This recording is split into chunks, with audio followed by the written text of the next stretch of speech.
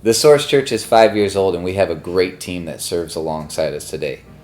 But I remember back when we first began, we were praying whether God was going to give us anybody to serve. In fact, I had gone into the office one day, and I remember that Cindy, our administrator, had come to me and said, Chris, I'm concerned about you guys not having health insurance. You had just lost your job, and all our insurance was through you. And she said, does the church need to start paying you insurance? And I had told her, stop, just wait. I want to tell you something. We might be leaving the church. God had called us, we felt at that time, to plant a church. And nobody knew about it, but I had told her that we might be leaving. And I could just see it on her face that was distraught. Like, I could just tell she didn't want us to go, and that she was really upset by hearing that news. During that same time, Chris had asked 3 elder friends of his to be praying over this. It was Rod Genzen, Gary Teja, and Dwayne Terpstra. You had asked to pray because we didn't know where God was going to lead us. So they were praying for us, and because I knew that Dwayne knew about this, I started reaching out to him. During work time, I was emailing him, and I was telling him my struggles, and he was praying for us. So, to our surprise, we get a text message from Dwayne. You get it on your phone, and he says, how would you and Chris feel about 2 white Dutch people joining you guys in South Florida? And I couldn't believe it. I called Chris right away, and I told him all about it. And we actually got to speak to Dwayne and Cindy a couple days later. We actually showed up to their house, and we're like, are you serious? And Cindy's like, yeah, we're serious.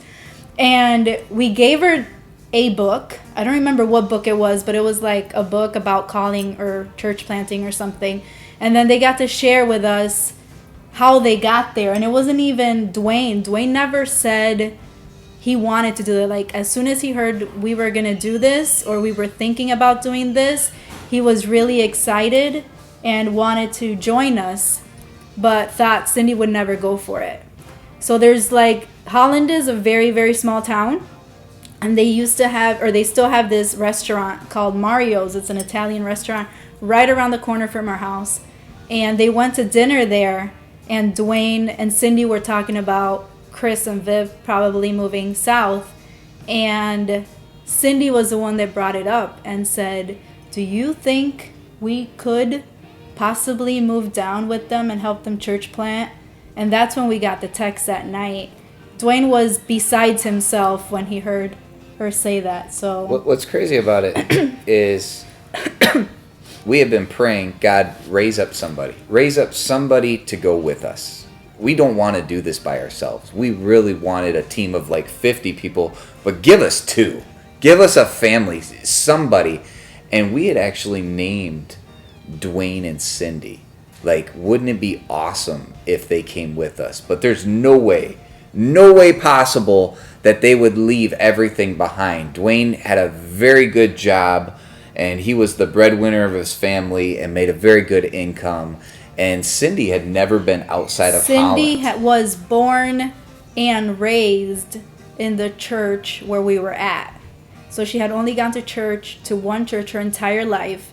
She had never even moved to like across town, or, she was in the same spot her entire life. So for them to say, we are willing to leave everything behind, our house, our income, our jobs, even our children who were in college at that time, and move across country to start this church with us, just completely blew our mind. I mean, you could definitely see that God had moved a major mountain there.